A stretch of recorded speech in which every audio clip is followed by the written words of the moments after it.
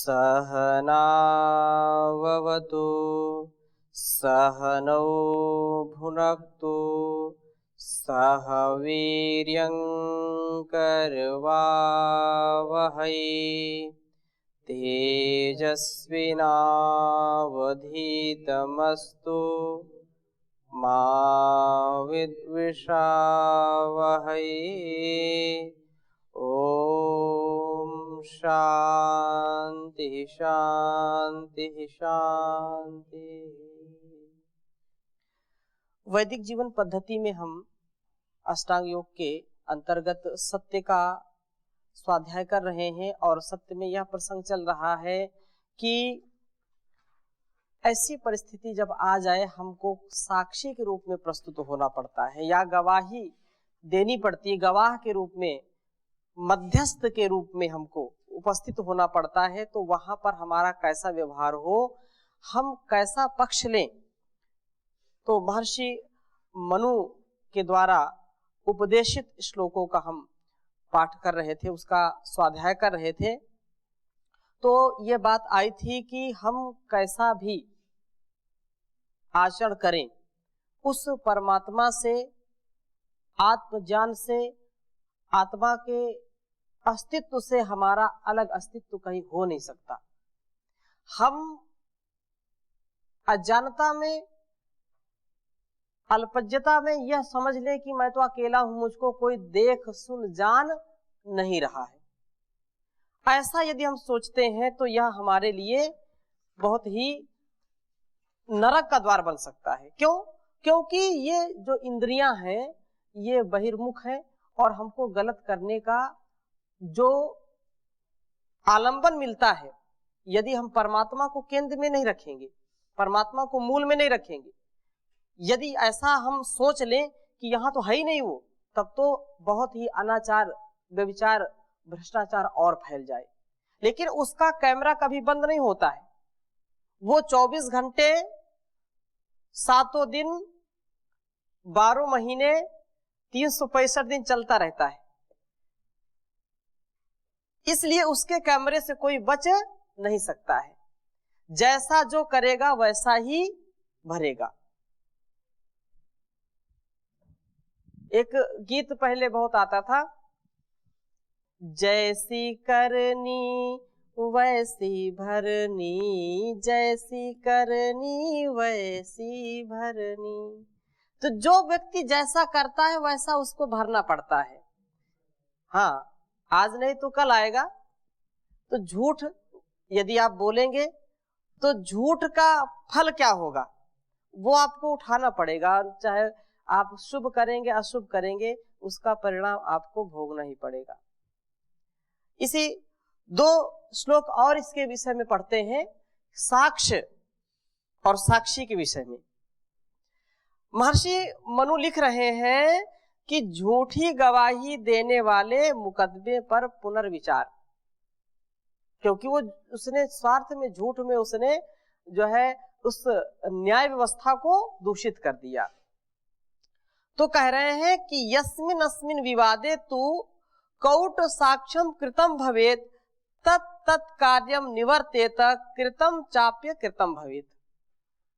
कहने का आशय यह है कि यस्मिन् विवादे तु, जिस जिस मुकदमे में, जिस जिस विवाद में कौट साक्ष्यम कृतम भवेत, यह पता लगे कि झूठी गवाही दी गई है, छल कपट पूर्वक न्याय व्यवस्था को दूषित किया गया है, तत् कार्यम निवर्तेत, उस राजा या न्यायाधीश उस निर्णय को निरस्त करके पुनः विचार करे, क्योंकि वह कृतम चा अपि अकृतम भवेत, किया हुआ निर्णय भी न किए के समान है। मतलब उसका कोई अर्थ नहीं है, क्योंकि प्रक्रिया ही गलत हो गई, झूठ बोल दिया गया, न्याय व्यवस्था को गुमराह किया गया। इसलिए उस पर पुनः जो है विचार, अभी भी पुनर्विचार याचिका लोग जो है दायर करते हैं कि इस पे पुनर्विचार किया जाए। कोई उच्चतम न्यायालय से सर्वोच्चतम न्यायालय तक जाता है इस व्यवस्था को लेकर के। तो यह हमारी प्राचीन परंपरा है कि यदि कहीं किसी से त्रुटि हुई है, भूल हुई है, तो वह उसको अमान्य मानते हैं। और असत्य के जो आधार है उसमें कहा कि असत्य साक्ष्य का आधार क्या होता है। लोग असत्य गवाही क्यों देते थे, झूठी गवाही क्यों देते हैं, जो असत्य साक्ष्य क्यों प्रस्तुत करते हैं। कह रहे हैं कि लोभ मोहात भयन मैत्रात कामात, बहुत उत्तम ये श्लोक है, इसको आप लिख लीजिए। लोग क्यों इसको विवश क्यों हो जाते हैं झूठी गवाही देने के लिए। लोभान मोहात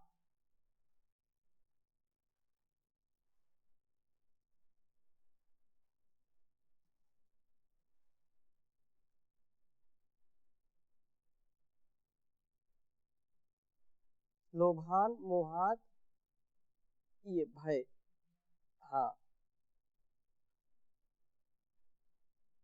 भयान,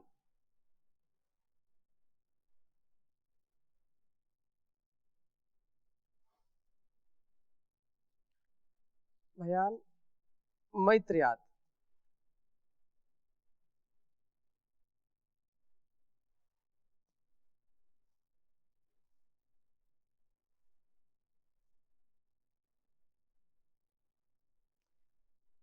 मैत्रात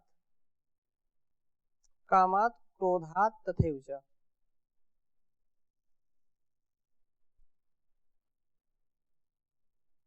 और कह रहे हैं अज्ञानाद बाल भावाच। ये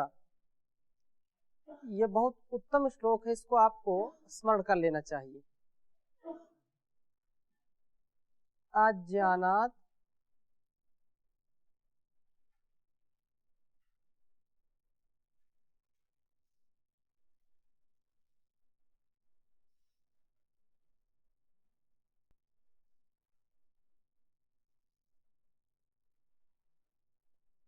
साक्ष्यम वितथमुच्यते। साक्ष्यम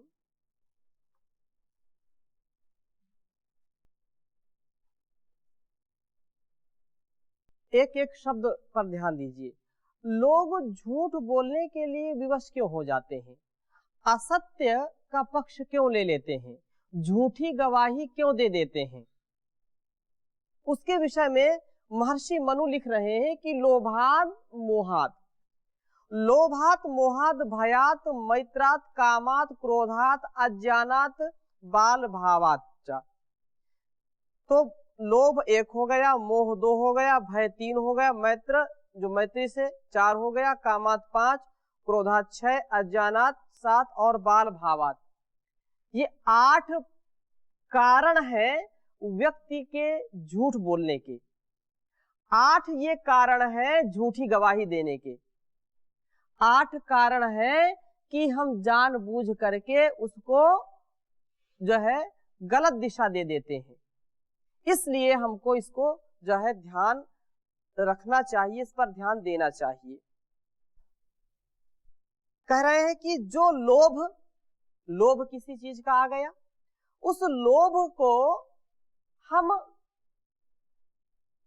सार्थक करना चाहते हैं। जिस व्यक्ति वस्तु स्थान के प्रति लोभ आ गया, उस लोभ के वशीभूत होकर के हम झूठ बोल देते हैं।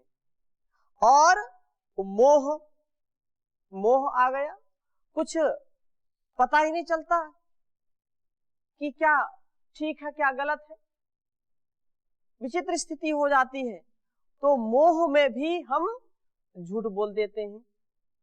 और भय से कोई भय देता है कि यदि आपने जो है सही बोला, मुंह खोला, तो समझ लेना कि तुम्हारी हड्डी पसली एक हो जाएगी। हाँ, अभी यदि हमारे पक्ष में यदि आपने साक्ष्य नहीं प्रस्तुत किए, हमारी जो है तरफदारी नहीं की, हमारे तरफ से गवाही नहीं दी, तो समझ लेना तुम्हारे घर में तुम्हारा जो बच्चा है वो गायब हो जाएगा, किडनैप हो जाएगा। तो ये भय हो गया। हत्या तक लोग कर देते हैं, तो भय से लोग असत्य बोल देते हैं, भय से झूठी गवाही देते हैं। और मित्रता से भाई की मित्रता है मेरी, यदि आपने सही बोला और मित्र को सजा हो गई तो भी क्या हो जाएगा, उसका विछोह हो जाएगा। अथवा मित्र ही बोल देता है कि यदि तुमने ठीक ठीक बोला तो आज से हमारी तुम्हारी मित्रता समाप्त। उस मित्रता के कारण भी सत्य छिपाते हैं, झूठ बोल देते हैं। और काम, किसी के प्रति काम की वासना की जो हमारी स्थिति होती है, उस स्थिति में लोग झूठ बोलते हैं। और क्रोध में भी असत्य बोल देते हैं। अज्ञान और बालकपन में, अज्ञानता, जानते ही नहीं कि वस्तुतः सत्य क्या है, असत्य क्या है, और उस असत्य बोलने से क्या परिणाम होगा, उस असत्य बोलने से उसके जीवन में और जगत में क्या हो सकता है, अर्थात इस परिवार या संसार में क्या हानि हो सकती, इस चीज से वो अनभिज्ञ होते हैं, अनजान होते हैं, इसलिए वह असत्य बोल देते हैं। और बालकपन से, बचपना है, कुछ अबोध है, वो उनको इतना बोध ही नहीं है, उसमें भी असत्य बोल देते हैं।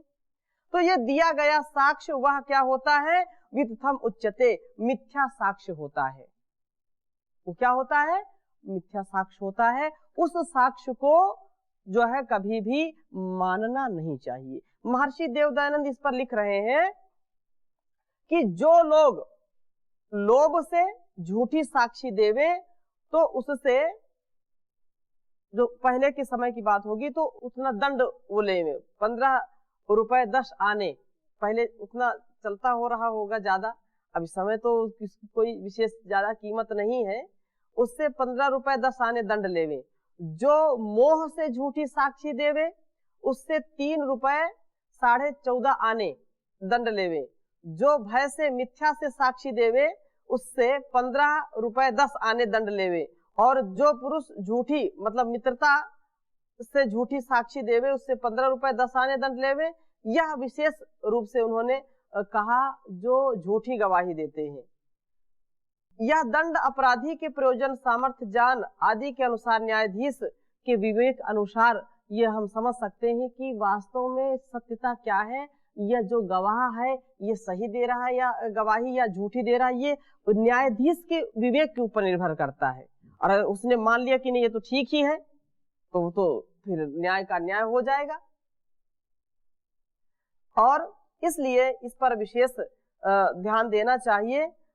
एक बात और कही, कामादश गुणम पूर्वम क्रोधात्तु त्रिगुणम परम अज्ञानाद् द्वेषते पूर्णे बालिश्याश्चात्तमेव तु। कह रहे हैं कि असत्य साक्ष्य के अनुसार, ये कई इसमें श्लोक इन्होंने दिए हैं कि इसको ऐसे ऐसे दंड देने चाहिए। जो असत्य गवाही देता है उसको विशेष रूप से बहुत ही दंडनीय अपराध है, वो अर्थ का भी दंड दे सकते हैं अथवा शारीरिक श्रम का भी दंड दे सकते हैं। इसलिए हमारे जीवन में हम अन्याय को कभी भी प्रश्रय ना दें, न्याय का पक्ष लें, न्याय के अनुसार चलें और सच्ची गवाही दें। तो इसमें आपके प्रश्न में यह आपके लिए कुछ बातें बताई। और कोई प्रश्न इस विषय में? आज के संदर्भ में जो आत्मा परमात्मा वर्तमान जन्म पूर्व जन्म को नहीं मानते और जो न्यायालय में सत्य होते हुए भी असत्य को प्राप्त होते हैं और उनकी जो है पराजय होती है, वो सत्य को स्वीकार कैसे करें और कैसे? जब वह कर्मफल व्यवस्था या पूर्व जन्म पुनर्जन्म या ईश्वर की व्यवस्था को नहीं मानते हैं तो फिर किसको मानेंगे? फिर सत्य तो सारा उन्होंने नकार ही दिया। कर्म फल व्यवस्था है, ये सत्य है कि नहीं? ईश्वर है, ये सत्य है कि नहीं? पुनर्जन्म और पूर्व जन्म है कि नहीं? ये सत्य है क्या? सत्य है, सत्य है। तो जो व्यक्ति ये जानता है कि पुनर्जन्म है, पूर्व जन्म है, ईश्वर है, तो भले ही कितना अन्याय उसके साथ इस धरा पर हो जाए और उसने ठीक ठीक आचरण किया है, अपने व्यवहार को ठीक ठीक जिया है, वेदोक्त आचरण किया है, तो वो कभी भी हताश निराश नहीं हो सकता है। यहाँ के संसार के लोगों के नजरों में भले ही वो गिर जाए, लेकिन उसका जमीर, उसका जो आत्मबल है वो कभी गिर नहीं सकता। यदि आत्मबल गिर गया तो व्यक्ति कभी खड़ा नहीं हो सकता। और वो जानता है जग चाहे बैरी हो जाए, लेकिन उसको न्याय पथ पर चलना है। निंदन्तु नीति निपुणा यदि वास्तुवन्तु लक्ष्मी समाविशतु गच्छतु वा यथेष्टम अद्यैव वा मरणमस्तु युगान्तरे वा न्यायात् पथः प्रविचलन्ति पदम न धीराः। ये लोग चाहे कितनी स्तुति करें, चाहे निंदा करें, है? चाहे धन आए चाहे चला जाए, चाहे ये शरीर युग युगांतरों तक रहे, चाहे आज मृत्यु आ जाए, लेकिन जो आत्म अनुकरण करते हैं, आत्म अनुकूल आचरण करते हैं, वेदानुकूल आचरण करते हैं, धर्मानुकूल शास्त्र अनुकूल आचरण करते हैं, वह व्यक्ति कभी किसी की परवाह नहीं करता है। चाहे लाख वैरी हो जाएं, वो परमात्मा उसका मित्र होता है, परमात्मा उसका सखा है, वो परमात्मा उसका सनो बंधुर जनिता सविधाता है। वो बंधु, वो सखा है। त्वमेव माता चा पिता त्वमेव। वो परमात्मा जिसका बंधु सखा विधाता है, अपने भावों को, अपने न्याय पक्ष को कैसे वह भुला सकता है?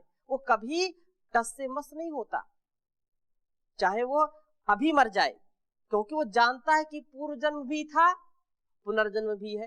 अरे मर जाऊंगा तो फिर हो जाऊंगा, इसलिए वह व्यक्ति हताश निराश नहीं होता।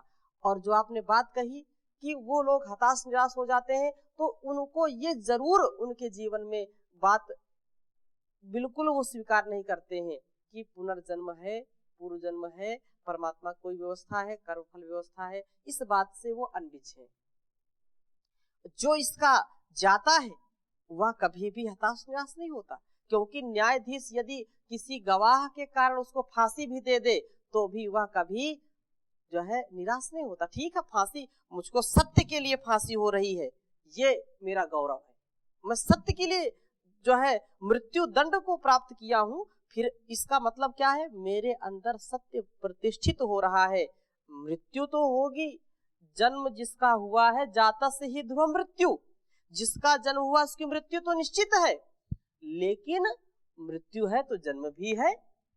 इसलिए इस बात को मैं वैदिक जीवन पद्धति की जो है इस कक्षा में इस बात को पूरे विश्वास के साथ कह रहा हूं, और जो हजारों लाखों दर्शक हैं, श्रोता हैं, वो भी इस बात को समझ लें। और अपने जीवन में हम आप सभी देखते हैं कि वस्तुतः जिसका जीवन आध्यात्मिक है, जिसके जीवन में कृतज्ञता है, समरसता है, संतोष है, विश्वास है, श्रद्धा है, भक्ति है, वह लाख दुनिया जुल्म ढाए तो भी कभी वो हताश निराश नहीं होता है।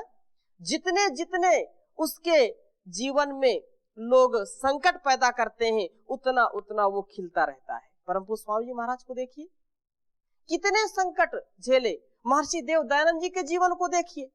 तो महापुरुषों का जो जीवन होता है वो कभी संसार के लोगों के द्वारा बहकावे में नहीं आता है। कितना भी लोग बहकाएं, वह सदा सर्वदा सर्वत्र आत्म अनुकूल आचरण करता है। इसलिए कभी हमको इससे घबराना नहीं चाहिए। यदि ईश्वर के ऊपर भरोसा है, न्याय पर भरोसा है, सत्य पर भरोसा है, तो सत्य के विषय में और आगे हम चर्चा कर रहे हैं। महाभारत के कुछ प्रसंग आपके सामने रखूंगा, बहुत उत्तम है, और जितना हम इसको अपने जीवन में धारण कर पाए, क्योंकि यह पता नहीं किसको कौन सी बात अच्छी लग जाए, इसलिए हमको पढ़ने का, समझने का प्रयास करना चाहिए और ऐसा जीवन में उतारने का पूरा पूरा प्रयास करना चाहिए।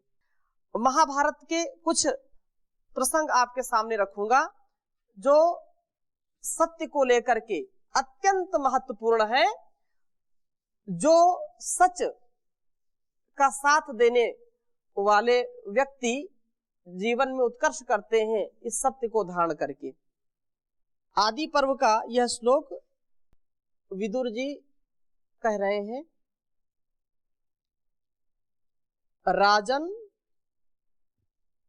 सत्य की महिमा को बताते हुए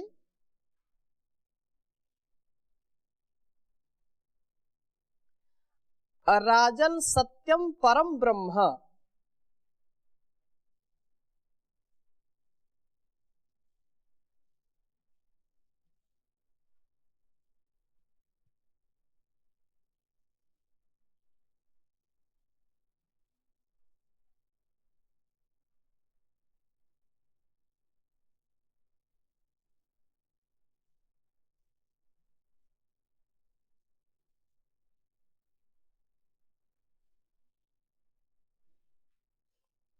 सत्यम च समयः परः।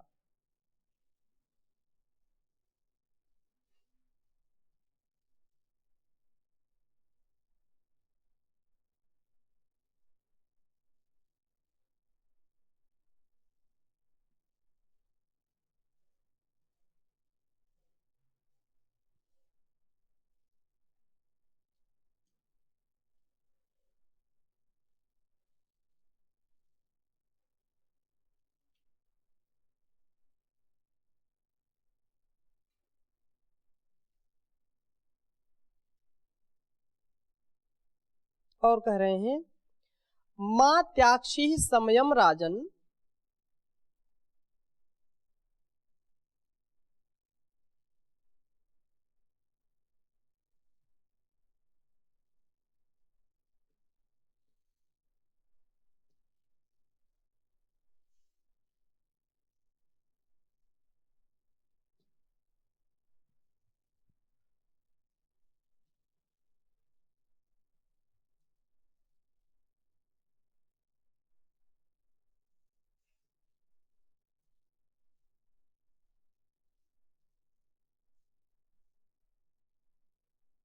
सत्यम संगतमस्तुते,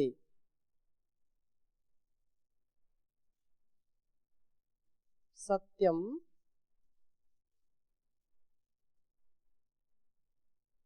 सत्यम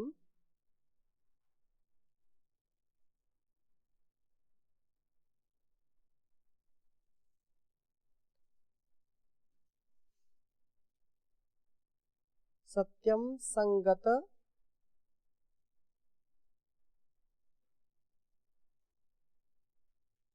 संगतमस्तुते।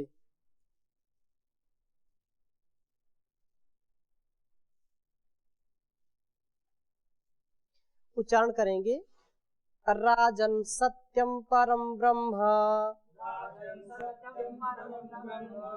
सत्यम च समया परः, मात्याक्षी समयम राजन, सत्यम संगतमस्तुते। बहुत उत्तम बात कही कि हे राजन, जो पर ब्रह्म का स्वरूप सत्य ही है। राजन सत्यम परम ब्रह्म, सत्यम ज्ञानम अनंतम ब्रह्म, ब्रह्म स्वरूप है। सत्य परमात्मा का स्वरूप है, वह ब्रह्म स्वरूप सत्य ही है। और सत्य सबसे बड़ा नियम है। सत्यम च समया परः, सत्य ही क्या है? सबसे बड़ा नियम है। और इसलिए हे राजन, आप अपनी सभी जो सत्य प्रतिज्ञाएं हैं, मां त्याक्षी ही समयम राजन, जो तुम्हारे नियम है, जो तुम्हारी प्रतिज्ञा है, मां त्याक्षी ही, उनका त्याग कभी मत करो, उनको कभी मत छोड़िए। सत्यम संगतमस्तुते, आप सदा सत्य का पालन करते रहें, क्योंकि सत्य में ही ईश्वर का वास है। सत्य ही सत्यम शिवम सुंदरम। अपने जीवन में हम सत्य का खूब भरसक प्रयास करें कि सत्य से कभी विचलित ना हो, क्योंकि सत्य सत्यम श्रेष्ठम पांडवा विप्रलापम। हे पांडव, सत्य ही सर्वश्रेष्ठ है। व्यर्थ की बातें कभी भी नहीं करनी चाहिए, सत्य का सदा आचरण करना चाहिए। और सत्यम राजा सुशोभते, राजाओं में या राजाओं को सत्य ही सुशोभित करता है। राजा सत्य बोलने से ही सम्मानित होता है। यदि राजा झूठ बोलने लगे तो उसका सम्मान कहीं हो नहीं सकता है। और कह रहे हैं सत्यम चा निततः श्रेयो ऋषंस्याच्चा निशंसता। झूठ से सत्य अच्छा होता है और क्रूरता की अपेक्षा दया अच्छी होती है। कितना भी कुछ हो, असत्य से सत्य सदा निर्मल रहता है, स्वच्छ रहता है। इसकी चर्चा हम और आगे करेंगे। अभी यही विराम लेते हैं, शेष चर्चा अगले भाग में। ओम शांति शांति शांति।